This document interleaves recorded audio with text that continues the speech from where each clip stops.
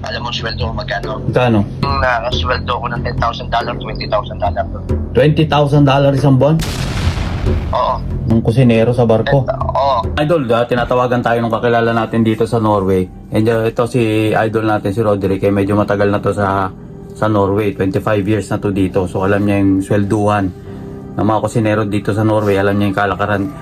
Pakinggan nyo idol yung conversation namin, yung buong conversation namin, kasi magugulat kayo sa sweldo ng kusinero dito sa Norway. Kasi ako dito sa Norway pero nasa land base, siya naman nasa Norway pero nasa barko.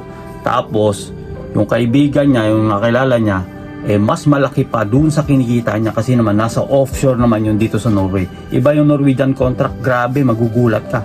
Daig pa yung kapitan o parang kasing sweldo ng kapitan yata. Tingnan nyo idol, pakinggan nyo ha. Oo, wala pa akong cellphone number eh. Dapat meron ka, sa boss mo sabihin mo, importante yung pagkatawagan. Oo, pag may bank ID na ako siguro. Kakakuha ko lang ng Norwegian ay number eh. Oo, kailangan may number ka dito sa Norway, hindi pwede, hindi wala. Parang alien ang dating mo yan. Kailangan meron ka dyan dito kung sa trabaho eh. Thanks mo yan. Tama. Thanks mo yan. Dahil kasi meron ka ng person number eh. Oo.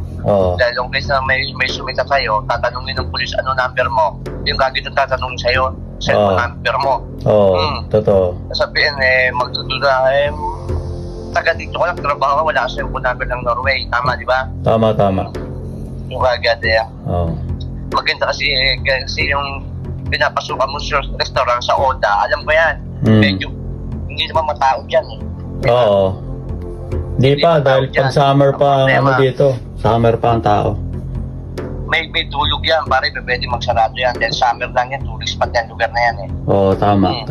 Hindi naman, ang tagal ko na rito, kaya alam ko yung datingan dyan. Di pa malaking kumpanya, no? Walang tourist spot dito, 24 hours ang working dito. Tama. Diba? So, ang ganda bigayan dito, dahil dito sureball ka. Magkano nga ulit bigayan? Bali, ang sweldo mo rito, kung ano ka, nasa $10,000.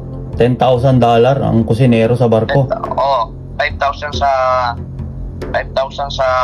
lupa, 5,000 sa barko. Wala namang ginagawa. At trabaho mo lang 4 weeks on, 4 weeks off. Tapos ngayon, pag 4 weeks ka, nasa bahay ka, tinawagan ka nila, pili gusto mo sumamba sa ibang barko, extra ka, 10 days. Ang bayad doon, double pay. Oo. Saka dito, pili pag sumampa ka, di ba? Pagbaba mo, babalik ka pa rin sa dati mong barko. Oo. Balik sa'yo,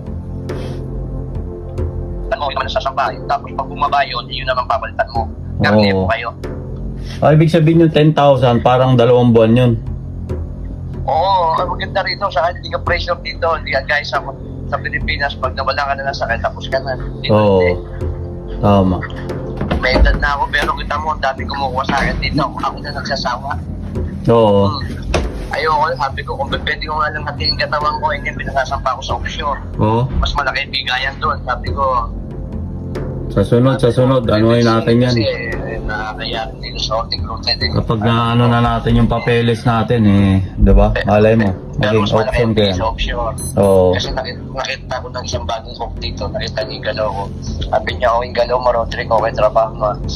Extra lang siya rito. Sabi niya, pumasok sa offshore natin kita. Sabi ko, sige, pag-isipan ko. Oo. Alam mo, sweldo ko magkano? Magkano? Sa isang buwan na nasa 90,000. Okay na kita. Kaya sa isang buwan doble rito.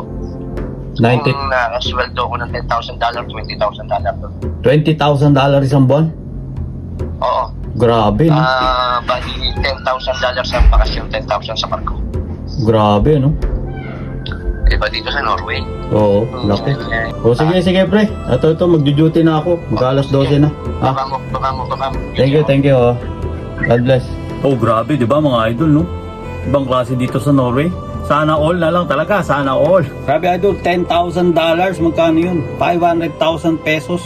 Mas matindi yung offshore. $20,000 ang inaabot. 1 million na mga idol, 1 million pesos. Kusinero yan ha. Kaya kayo mga idol, kung kusinero kayo, isip na kayo, wag na kayo mag-stay dyan sa Pilipinas. Maghanap-hanap na kayo kung saan mas maganda kasi mas maraming opportunity, mas malaki. Grabe. Ito nga pala idol nyo sa Norway. Follow po mo. Bye-bye!